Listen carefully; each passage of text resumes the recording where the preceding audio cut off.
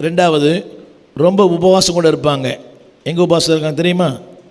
அந்த 5ஆம் வசனத்தில் ஜெபாலயங்கள், வீதிகள், சந்துகளில் ஜெபம் பண்ணுவார்கள். இது பாவி அல்ல, ஜெபிக்கிறவர்கள். Those who are praying people, ஜெபிக்கிறவங்க.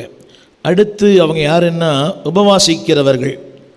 அங்கே படித்து பாருங்கள், உபவாசிக்கிறவர்கள் எங்கே போட்டிருக்கு தெரியுமா? அங்கே இன்னொரு வசனம் போட்டிருக்குது, 6ஆம் வசனத்தில். 6ஆம் வசனம், நீயோ ஜெபம் பண்ணும்போது உன் அறை வீட்டுக்குள் பிரவேசித்து உன் கதவை. 16ஆம் வசனம், 16ஆம் வசனம், நீங்கள் உபவாசிக்கும் போது. உபவாசிக்கிறவர்கள் முதல்ல யார்? அவங்க ஜெபிக்கிறவர்கள். Super prayer. அவங்க ஜெபத்தை அடிச்சிக்கவே முடியாது. அப்படியே வானத்தை வில்ல வளைச்சிருவாங்க, அப்படியே கல்மானம் உருகும். Prayer people. ரெண்டாவது சொல்லிப்பாங்க, ரொம்ப ஃபாஸ்டிங் இருக்கிறேன்னு சொல்லுவாங்க. என்ன பண்ணுவாங்களாம்? உபவாசிக்கிற ஜனங்கள் ரொம்ப உபவாசம் பண்ணுவாங்க. அடுத்து தர்மம் செய்கிறவர்கள். எங்கே தான் போட்டிருக்குது? தர்மம் செய்கிறவர்கள். 2ஆம் வசனத்தில் நீ தர்மம் செய்கிறவர்கள் நிறைய தர்மம் பண்ணுவாங்க. புரியுதா உங்களுக்கு? நிறைய தர்மம் பண்ணுவாங்க.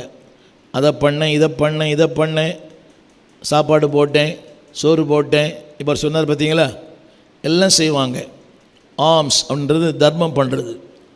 இவர் யார்? எப்படிப்பட்ட கூட்டத்தார்? நம்பர் 1 ஜெபிக்கிறவர்கள், 2வது உபவாசிக்கிறவர்கள், 3வது தர்மம் செய்கிறவங்க. அவங்களுக்கு தான் இந்த வார்த்தை தேவன் சொல்கிறார்.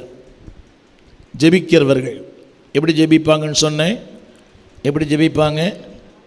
5ஆம் வசனம், ஜெபாலயங்களில், வீதிகளில், சந்திகளில். அப்படி தட்டின உடனே ஜெபம் வந்துடும்.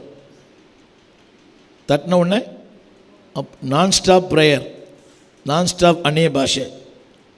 நம்பர் 2 ரொம்ப உபவாசம் சொல்லிப்பாங்க, ஆனால் ஜெபிக்க மாட்டாங்க. வைத்த காய போகிறது உபவாசம் இல்லை. 2 மணி நேரம் ஜெபம் பண்ணுறீங்களே, அதான் உபவாசம். சில பேர் உபவாசம்னு சொல்லி ஊரில் இருக்கிற வேலைலாம் செஞ்சிட்ருப்பீங்க, அது உபவாசம் அல்ல. திக்கற்றவர்களுக்கும் விதவைகளையும் விசாரிப்பது அதாவது உபவாசம். உபவாசம் சொல்லிவிட்டு என்ன புரியுதுங்களா? துணி துவைக்கிறது, வீட்டை பெருக்கிறது தேவையில்லாத வார்த்தை, ரைட். 3வது ரொம்ப தர்மம்.